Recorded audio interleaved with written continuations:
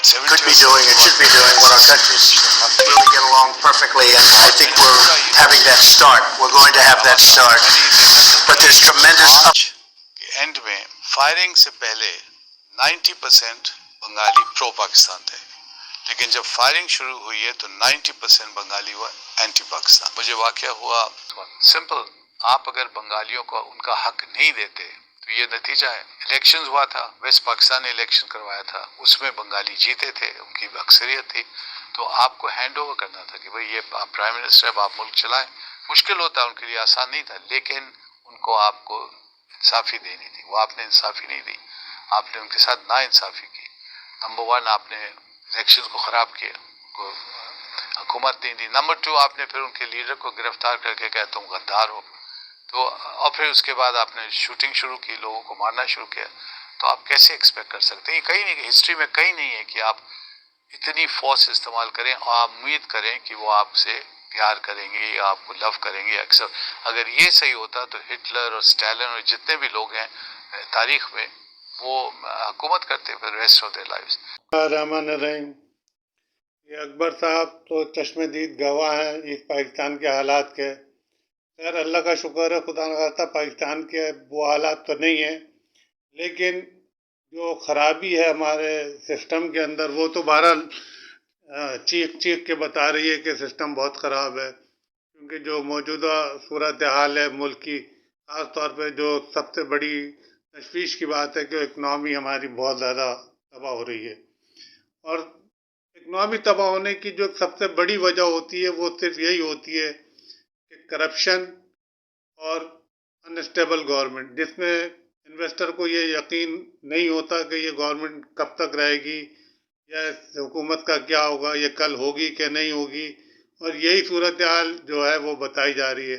बहरहाल मेरा इस जो वीडियो में असल मैसेज है, मैं यही कह रहा हूँ कि जो फ़ौजी अदालतों में ट्रायल चलाने की बात हो रही है, मैं तो हमेशा से इस बात को सपोर्ट करता हूँ कि इदारे मेरे नज़दीक कभी भी कमज़ोर नहीं होना चाहिए, इदारों को बहुत ताकतवर होना चाहिए, लेकिन अपने आइन के अंदर वो अपनी जिम्मेदारियां पूरी करें और बहुत खूबसूरती के साथ, बहुत खुशअस्लूबी के साथ और पूरी दयानतदारी के साथ।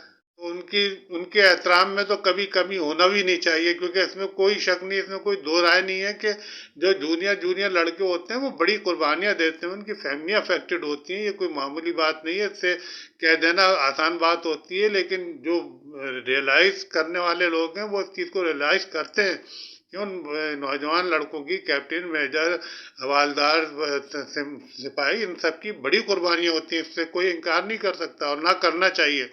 लेकिन बहरहाल समझदारी से फैसले करना होती हैं, क्योंकि परसेप्शन जो बन जाता है वो हमेशा किसी भी मुल्क के लिए बहुत तबाहकुन होता है। इस वक्त की भी जो हम सूरत हाल देख रहे हैं उसमें यही एक परसेप्शन बनता जा रहा है कि लोग जो है इदारों के ख़िलाफ़ बहुत ज़्यादा नेगेटिव फीलिंग उनकी बढ़ती जा रही है, और वो सिर्फ गलत फहमियाँ और कुछ भी नहीं। अगर उन्हें समझदारी के साथ हैंडल कर लिया है तो मैं नहीं समझता कि कोई ऐसे मुश्किल सूरत हाल है, बहुत आसानी से वो कंट्रोल हो सकती है और दोबारा से इदारों के इज़्ज़त एहतराम में वही चीज़ें नज़र आएंगी जो शुरू से नज़र आती रही हैं।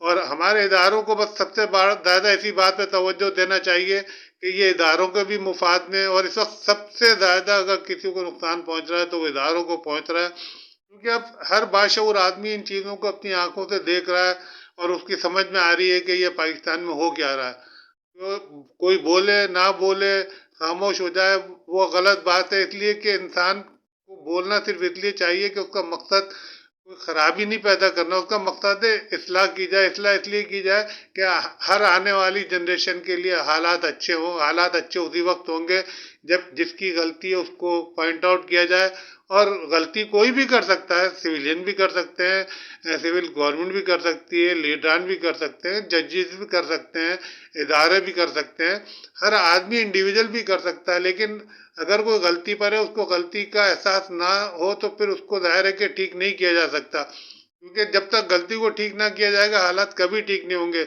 इस वक्त सबसे ज़्यादा पहली प्रायोरिटी होना चाहिए कि मैं इस बात का भी पुरज़ोर हामी हूँ कि फ़ौजी अदालतों में केसेस सिविलियन के ना चला जाए, क्योंकि इससे آٹومیٹیکلی جو ہے وہ نیگیٹو فیلنگ بڑھ جائے گی، جو میں سمجھتا ہوں اداروں کے لیے بہت زیادہ نقصان دہ ہوگی، اور اللہ نہ کرے کہ ہمارے ادارے کمزور ہوں، اداروں کو مضبوط ہونا چاہیے۔ اللہ تعالیٰ ہم سب کو صحیح فیصلے کرنے کی توفیق دے، آمین۔ پاکستان زندہ باد۔